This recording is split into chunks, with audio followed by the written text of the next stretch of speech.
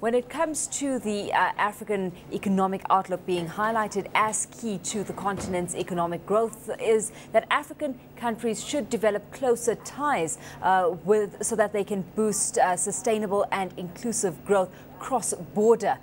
To what exactly are we looking at here? We are discussing the fact that it's very important for development to strengthen links. First of all, within the continent, among countries. In fact, developing trade is one crucial highway for development, as well as developing relationships outside the continent. This means traditional partners, but means also new partners. And there are new partners, and they are extremely helpful because they represent new opportunities. What strides have you seen being made in this regard? We know regionally the East African Common Market Protocol was recently signed amongst East African countries, and that stands as one of the most recent cases in point. Sorry, I didn't get your question well because the audio is not that great. Can you repeat? What strides are we seeing being made in terms of developing these relationships further? I know certainly on a regional basis, we've seen some relationships now being fostered via the signing of the East African Common Market Protocol between East African countries.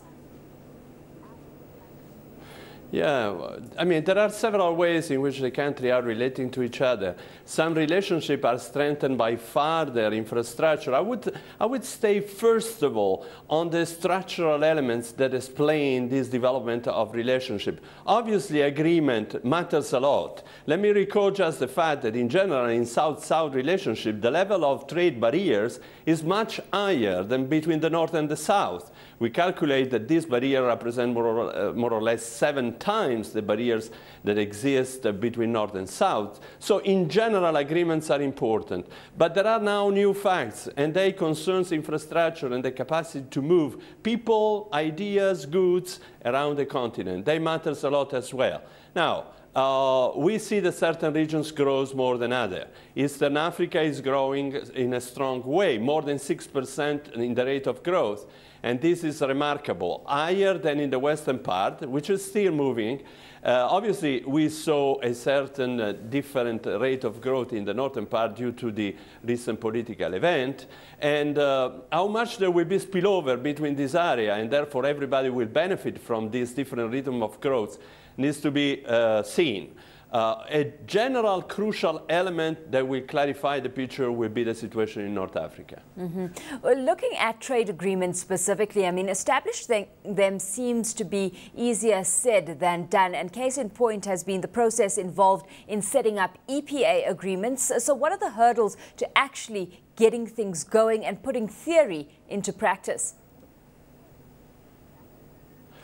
Well, as I said, I think that to be put into practice, this agreement requires, obviously, a different functioning of the state, which is a crucial matter, a transformation of the state in order to deal with the present economic opportunity is very often required. In South Africa, there are strong discussions, for example, in this sense, and this matters a lot. I think that in order to be put in practice, this trade agreement will require, obviously, a series anyhow of infrastructure. In many countries, the level of infrastructure is either low or is not entertained as it should.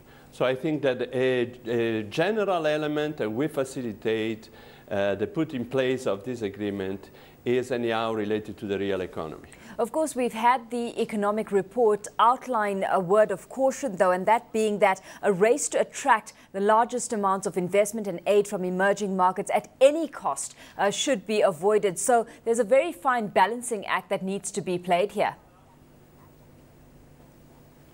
Yes, this emerging market role is crucial indeed and should be stressed all the time we talk in these days about development in Africa.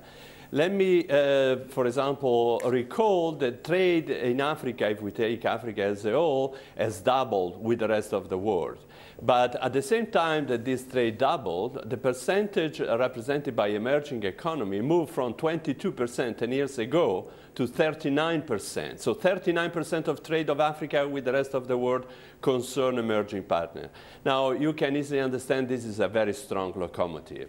It opened opportunities for growth that didn't exist before. If Africa was capable to face the crisis in a better way than other parts of the continent, in part this is due to better macroeconomic policy, it's due to a certain increase in the level of internal aggregate demand, but it's for sure due also to the diversification of partners, and in particular the appearance of this important partner.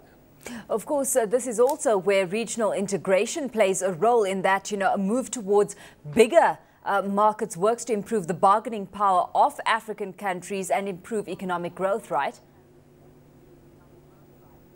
Obviously, you cannot separate, and you're totally right, exogenous factor from endogenous factor.